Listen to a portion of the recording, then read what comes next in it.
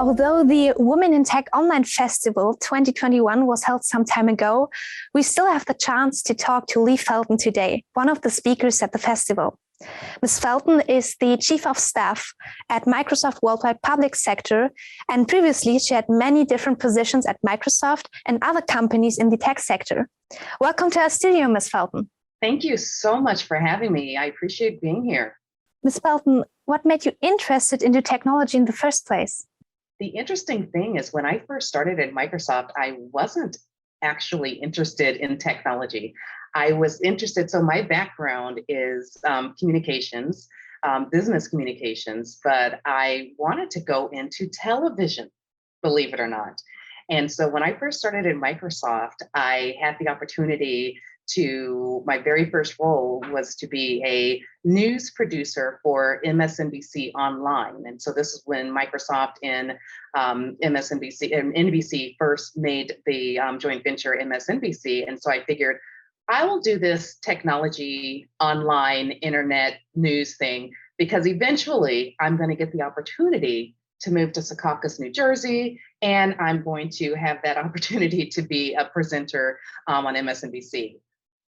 Once I got in technology and marketing communications behind the scenes, it just caught me because there's so much that technology can do to touch people's lives, to enrich people's lives, that I think I just fell in love with the thought of technology just being able to be that open door to reach people and to bridge all of those gaps. At the Women in Tech Online Festival, you gave a talk about responsible AI, from theory to practice. Can you explain what responsible AI is? And that's an interesting question because I get asked that a lot. It comes down to, well, isn't this technology? You know, technology is neither ethical nor unethical. So how do you make technology itself responsible? And I think, as I said in the Women in Technology session, it is not just about technology. As individuals, we are all biased, and the biases that we each have actually also get expounded in the technologies that we're developing. And so as we think about responsible AI, really, as I view it, is taking a step back and recognizing the fact that we are biased, and the way that we think, the way that we develop, the way that we design these technologies, that they just amplify the biases of humans. And so responsible AI to me is understanding that AI technologies, advanced technologies such as machine learning, that they have the ability to cause significant benefit to all reaches of society, but they also have the opportunity and the risk to cause significant damage as well.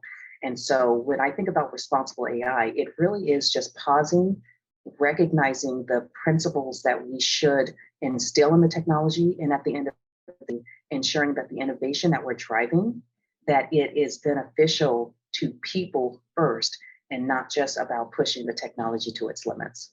What can developers do to make technology and AI more responsible and inclusive? And that's the interesting thing. So developers, data scientists, researchers, user researchers, all of those roles play a significant role. It's beyond just about the technology and how do you create the algorithm and what data sets do you use. It's well beyond that to thinking outside of the box. And at Microsoft, we approach responsible AI and AI innovation from a people-centered perspective. So people should be at the center of the technology that you're developing. Why are you using AI for this? You know, why is it important that the way that we're doing these lessons, this machine learning, these algorithms, why is it that AI is going to solve for that? And at the end of the day, what are the impacts that it's going to have on the people that you're trying to reach? And so as I think about the various roles that play a significant part in developing these solutions, you know, it's from your designers to your data scientists, to the developers, to even the architects and engineers that are deploying these technologies, it's important to stop and realize that we can get too comfortable in relying on technology to give us the answer. And we have a tendency to over rely and over trust some of these automated systems.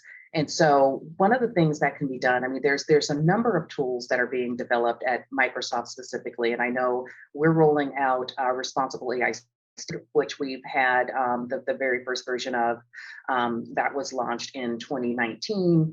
And then we have the second version of the standard that was just recently launched. And so for Microsoft specifically, there are a number of tools, processes, and resources that our development engineering teams have to follow in order to make sure that we are aligned to the principles. And I would say for anyone, even outside of Microsoft, really just taking a step back, looking at what are the principles that your organization have. For Microsoft, it's fairness, reliability and safety, privacy and security, inclusiveness, transparency, accountability. And each one of those principles has depth and context behind it. So if you take transparency, it's not just making sure that the technology that you're developing, the limitations, not just the benefits of those technologies, but the limitations of those technologies, that we're very transparent about what that is, what those parameters are, the results that you get from that technology. What does that mean to have a score of 5 versus a score of 6.2? And so being transparent and very clear about what it is that the results are driving, what it is that the actual technology is capable of doing, and in fact, what it is that it's not capable of doing is all important. Accountability.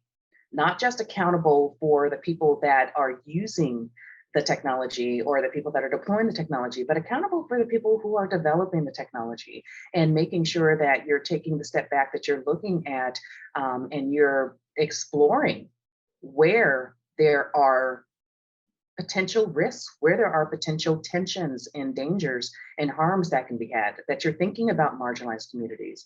If you think about things such as facial recognition technology, how is that impacting, people like myself, a female, darker skin? We know those technologies don't work as well in those situations. People with anomalies, and potential disabilities. We know those technologies don't work as well for people in those communities. And so what are you doing, meaning everyone that plays a role, making sure that you're taking a step back and you're not just assuming that everyone that looks like you in your developer community, that the technology works for you, so it's going to work for everyone else.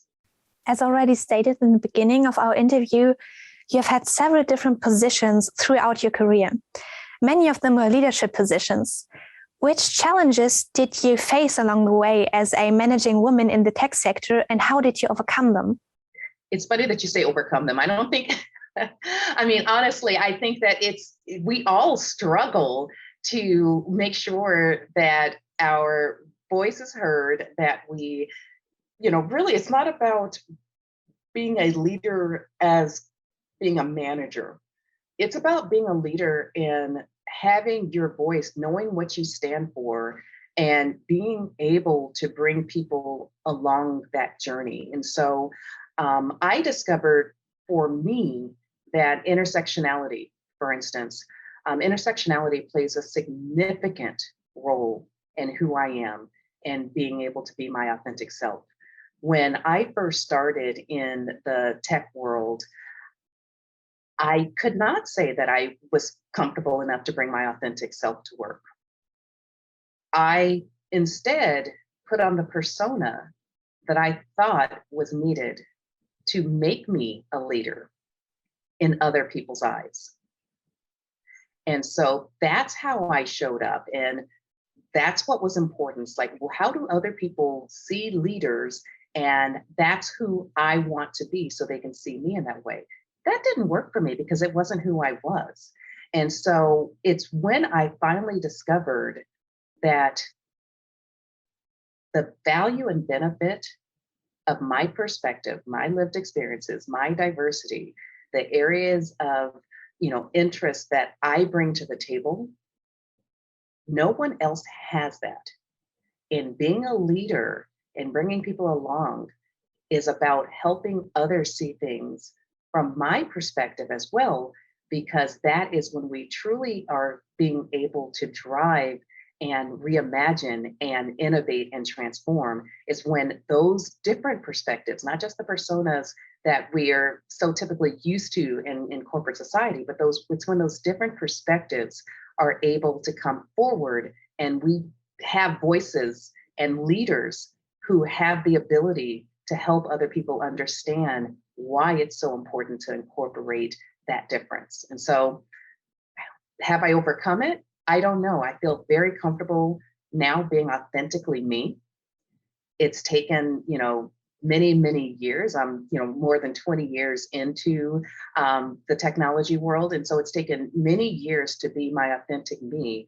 But that's truly, I think, what helps me get energized each and every day. Have the ability to be a microphone to bring other people along who are earlier in career or mid-career to say, you feel like you have to put on that mask, but it's eventually when people appreciate the differences that you bring to the table is when the value that you bring to that organization is really going to shine through. Do you maybe also have a tip for our viewers, especially for female students, on how to strive towards a career in tech despite potential challenges? There's going to be potential challenges. Female, male, like I said, intersectionality is an amazing thing. So when people look at me, I think that they see a Black female. I'm so many things. So I identify as Black. I identify as female. I identify as neurodiverse. I have a non-visible disability. And all of those intersectional aspects of who I am have caused various challenges, in my life. And I know a number of females, I mean, the technology space is growing and adapting and beginning to understand us women are not going away. Be ready, be prepared, because, we are a force to be reckoned with. But at the same time, a lot of us feel exactly as I did earlier in my career, that we need to put on the persona of what corporate America, tech America, what that looks like. And so we try to fit in into the mold. And so the advice that I would give is understand your value, understand the uniqueness of what you specifically bring to the table. To earn credibility, you need to be able to speak in a way, represent yourself and your ideas in a way that others can internalize. And so I am not trying to, put on the facade that you don't have to do some masking in corporate America. But don't forget who you are. And as you're building that credibility, let your individualness, the talent that you bring, let that shine through. Be your authentic self to show everyone why you were hired or why you should have that job, why you are building, whatever foundation for the career, for the role that you're building, and the value that your unique talent and skill brings to the table. And I embrace my diversity. I embrace the intersectionality that I bring to the table, because that right there, in every single meeting and every single discussion and every single strategy review that I'm part of, I know that the value of my intersectionality is different than what anybody else can bring in that discussion. And that's what's going to cause true innovation. Thank you, Ms. Felton, for sharing your tips with us. And thank you for being here today. Thank you so much for having me. I hope that it was valuable. I hope I provided some piece of, helpful information, and I wish everyone watching this the best of luck in your career and wherever, your career and role takes you.